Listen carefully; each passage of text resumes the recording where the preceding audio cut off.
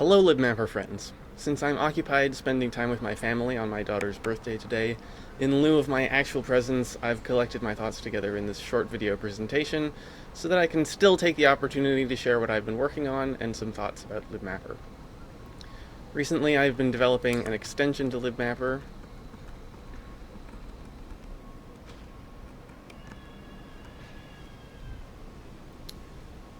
to natively and naturally enable dataset-oriented functionality to exist on the libmapper network. This comes as the third restart after two failed attempts. In both of my prototypes, I developed a basic preset interpolation system and hit a wall when it came time to try to extend that basic prototype beyond the hard-coded data representation I had used for the prototyping. In the first case, I directly used C++ eigen3 vectors to represent presets.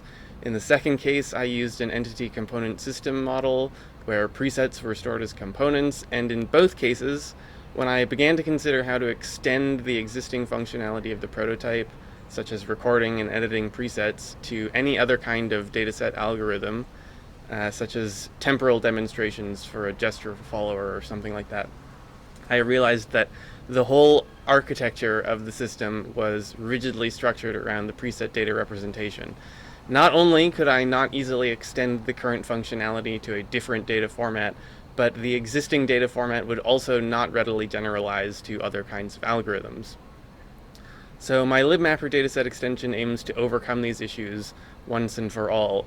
The underlying data representation reuses the existing signal data representation used in libmapper, which we know is highly flexible and easy to translate across various environments. So I'm hoping it'll work out this time. The basic ingredient in the dataset extension is the mapper dataset structure. It provides a named collection of signal data.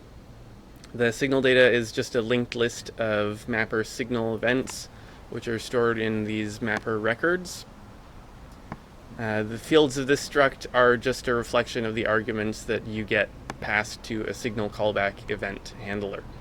So it's the most generic data representation that seems possible within libmapper. It entails absolutely no translation or interpretation of the data flowing through the network. It just records the information exactly as it would appear if you were handling it with a signal handler. In order to facilitate recording datasets from signals on the network, I have this mapper data recorder. This is just a regular libmapper device whose signal handler is used to record events from the incoming signals. You pass it a flat array of signals when you set it up, similar to what you would do when you're making a map with multiple sources, and it automatically creates a mapper device with signals that match those given, sets up maps from those sources to its matching copy destinations, and then records all of the events coming from those maps into the dataset. The next step is to make the dataset accessible on the network. For that, I have this mapper data signal.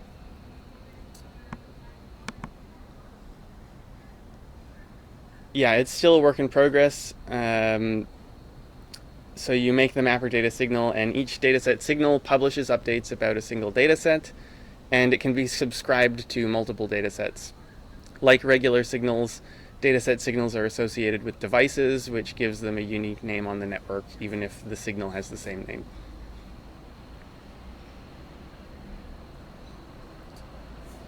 Then, analogous to regular maps, we have data maps.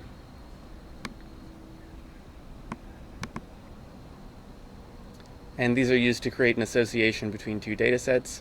Basically, the data map represents a subscription from a publisher to a subscriber signal. Unlike regular maps, dataset maps are strictly one-to-one, and all they do is establish connection from the publisher to the subscriber.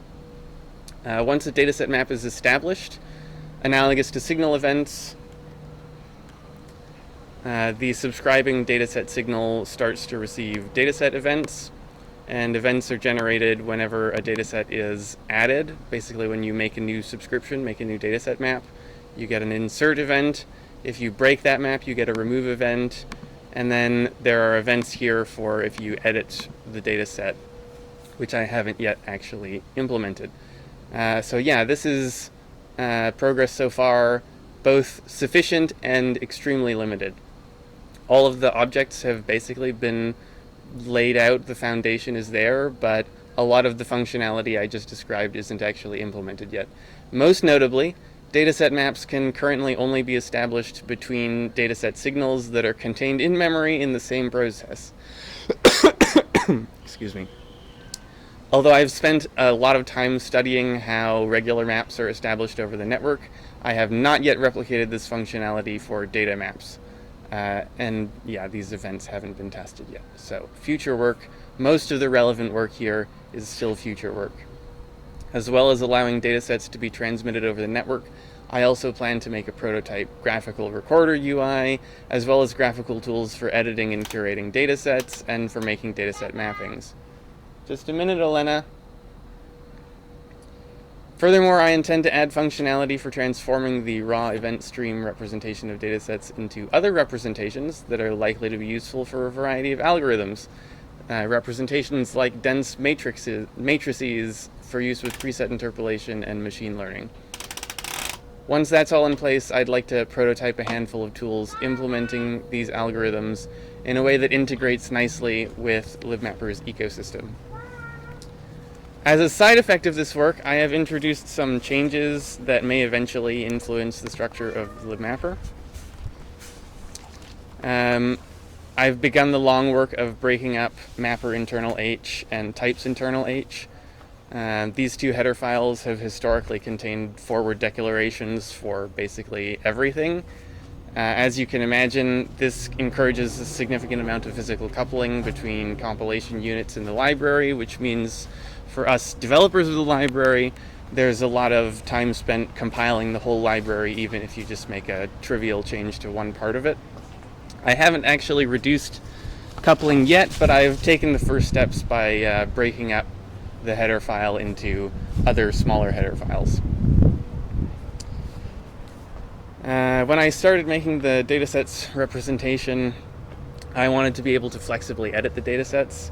At first, I thought I would be able to use libmapper's existing mapper list functionality to do this, but mapper list is actually very complicated and sort of specialized to holding mapper objects that are set up and handled in specific ways.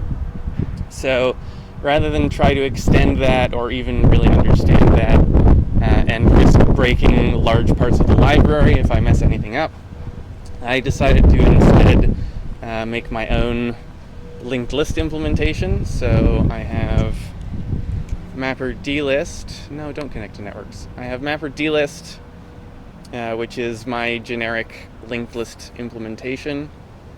What did I write?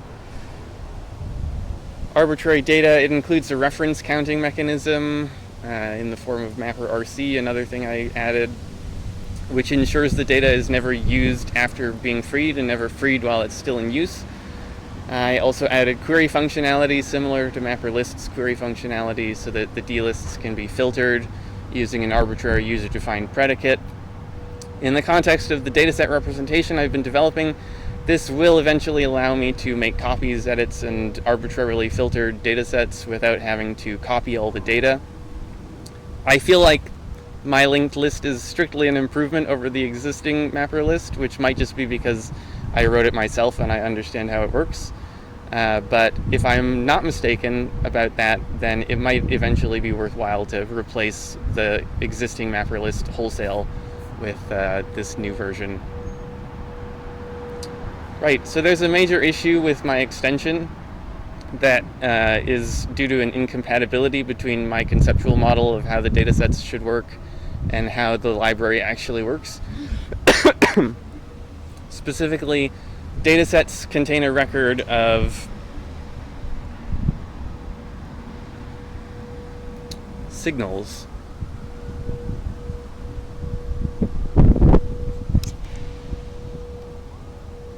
Scroll up. So here in the dataset, there's a linked list of signals.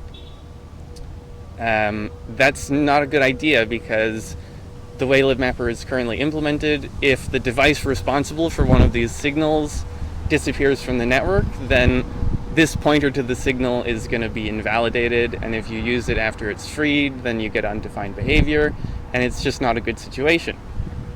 Problems would also crop up if any of the metadata of the signal was changed. Then the data set would access metadata that doesn't reflect the conditions that were in effect when the data was recorded. These are problems that can be solved. I could, for instance, make a copy of all the metadata of the signal while it's being recorded. I could track all the updates to the metadata while the data is being recorded. But these are not trivial things to do. Mapper objects are really deep, and copying them is not trivial. It would essentially entail having an uncomfortable duplication of effort. I would have to make a second redundant representation of mapper objects that is immutable in order to have that reflect the immutable nature of recorded data. So my current solution is to just ignore the problem, try to sidestep it, and hope that it doesn't impact my ability to do the research that I want to do. Eventually, I think the right solution to the problem would be to make mapper objects actually immutable. So anytime a signal or mapper device or whatever is updated, disappears, reappears on the network, a new record could be created. If it was in a mapper D-list, for instance, you could track the history of the objects with a linked list of historical records, or you could just throw out past records if nobody cares about them.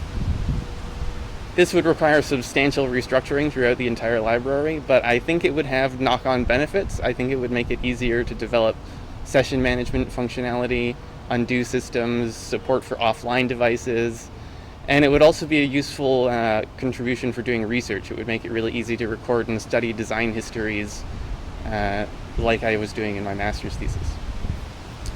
Finally, I just want to share some thoughts I've been thinking, just thinking out loud, really.